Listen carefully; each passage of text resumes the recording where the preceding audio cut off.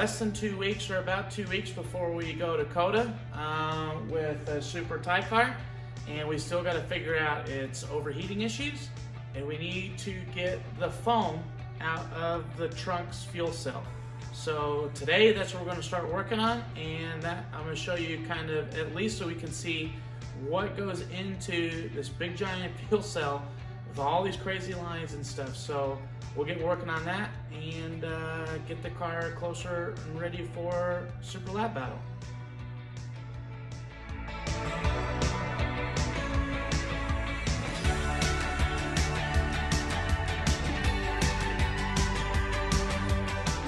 We're going to test to see if there's combustion fluid leaking into here, because we started pushing a lot of coolant and it looked kind of gross and grungy. It could just be rust from being inside there, which is kind of what it looked like when I pulled it off. But I want to rule out a head gasket check while we still have time to replace head gaskets real quick if we need to. So basically what you do is you have this reservoir, you make sure it's a little bit low on coolant, which is what it is now. You fill this little guy up to this line, and this little gas or this little fluid here that's in it that's blue, it'll bubble up, and if it turns green or yellow, if it turns yellow, then you know that you've got presence of combustion inside the coolant, which could be like a cracked head or a head gasket or whatever. So I want to knock this out and see if this is what it is. The biggest reason we're going to try this next is because we didn't get a lot of coolant into the system. It didn't overheat while I was idling, but we weren't driving it either. And if it had taken a bunch of coolant, then I would have been happier with that result, but I'm feeling more like it could be something else wrong. So let's give this a try.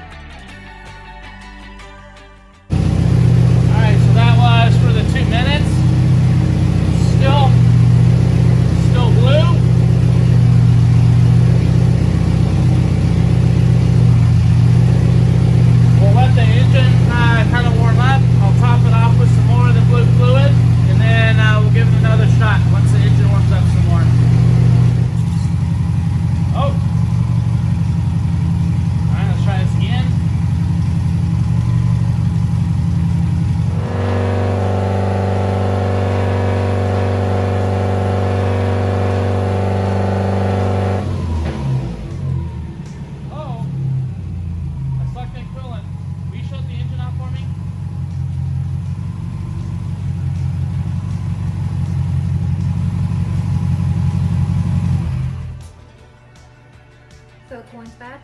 No, it's good. I mean, the coolant's bad, yeah. What's the temperature say at in there?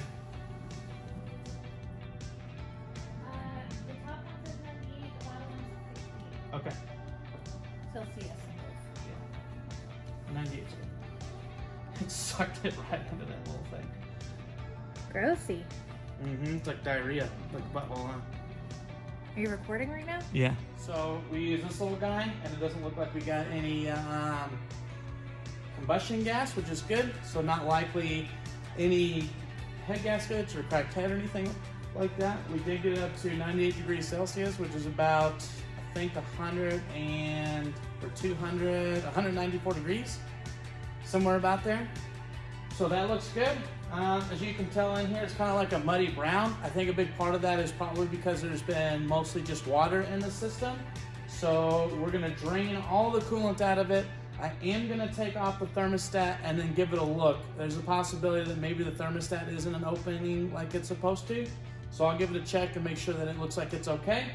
And I'm toying around the idea of maybe putting the RCM thermostat on for my other motor that's at my shop onto this engine, just because I know that thermostat works really good.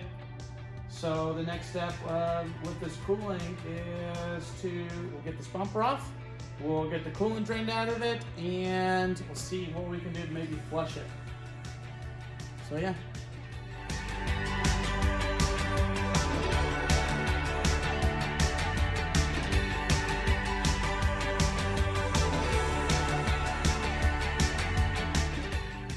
Alright, so we got the gross, muddy water drained out of it.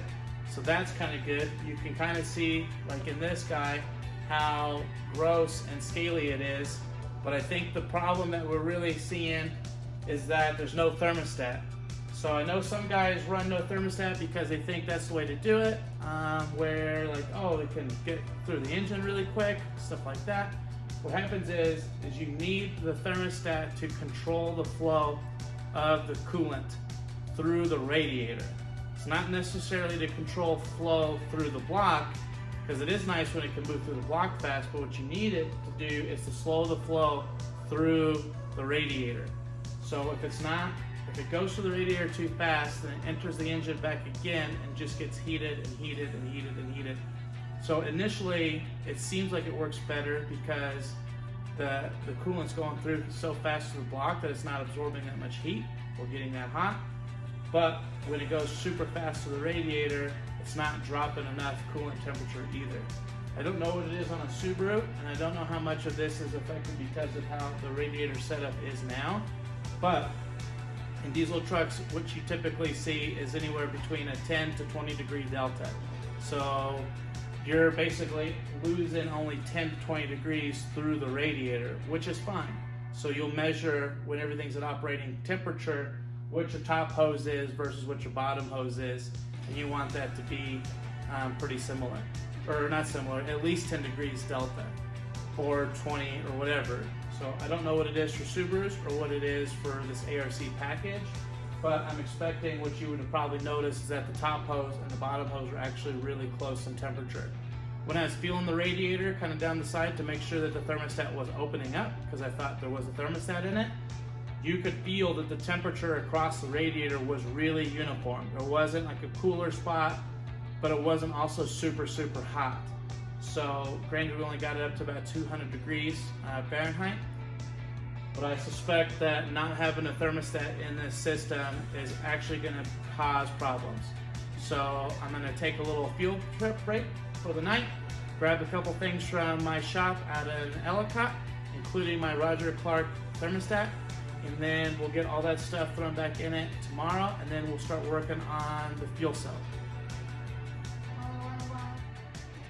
It's the next day at Jeanette's garage at PPIR, and we've got the Roger Clark thermostat to put in and some radiator coolant flush to try and flush this system and see if we can't get all that scaly stuff out of it.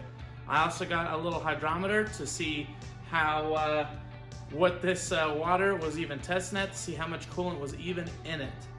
A big reason that this is all muddy and brown, like you've seen, is that coolant or like a treatment like a water wetter or something like that has stuff inside of it to keep the metal from rusting or getting contamination, to basically control that scaling. So putting straight water in your vehicle without anything else does have long-term consequences on the inside of your motor. So we're going to clean all of our long-term consequences out of this thing and see if we can't get this car motoring around today without overheating.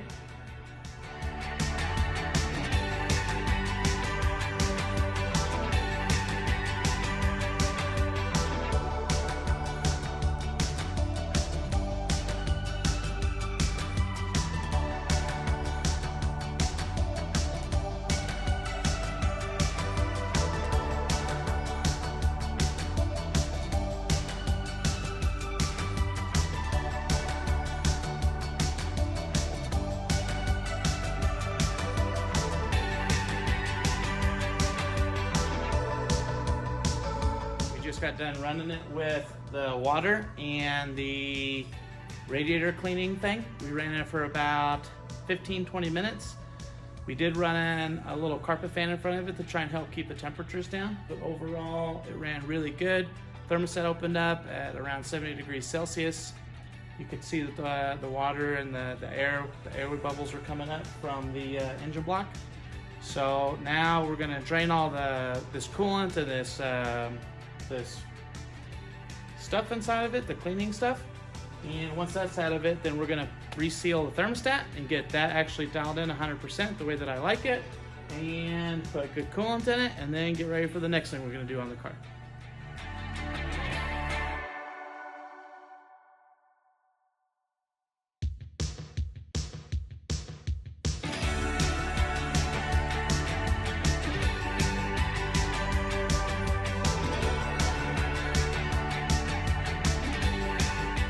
So now we're gonna pop this bolt loose, take the timing cover off to check the tensioner for the timing belt to make sure that it's not seeping or leaking, make sure that it looks good and healthy. Then I brought my fluidine tensioner or my crank pulley with me, so we'll put that crank pulley back on it while for this race here at Superlap.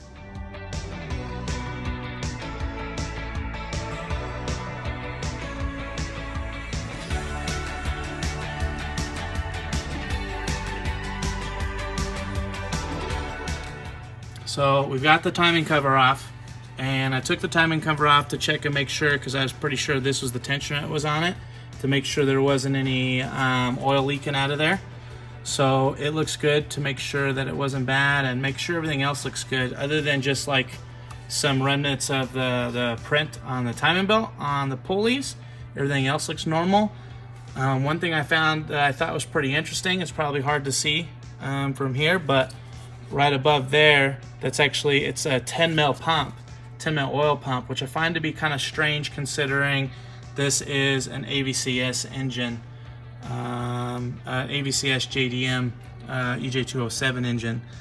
So pretty interesting though. Everything else looks pretty good. There's really nothing strange to report otherwise. I just thought that was pretty interesting.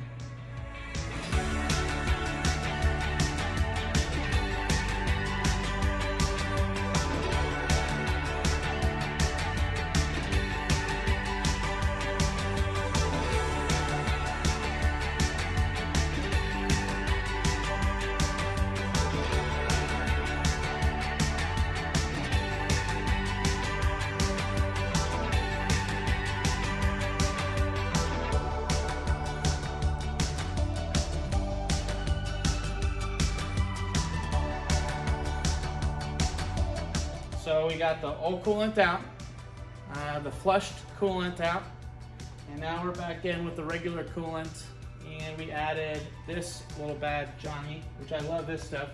This is the Hypercool Super Coolant, and you can add it to regular water, add it to coolant, whatever it is that you want to do, and it helps actually lower your engine operating temperature.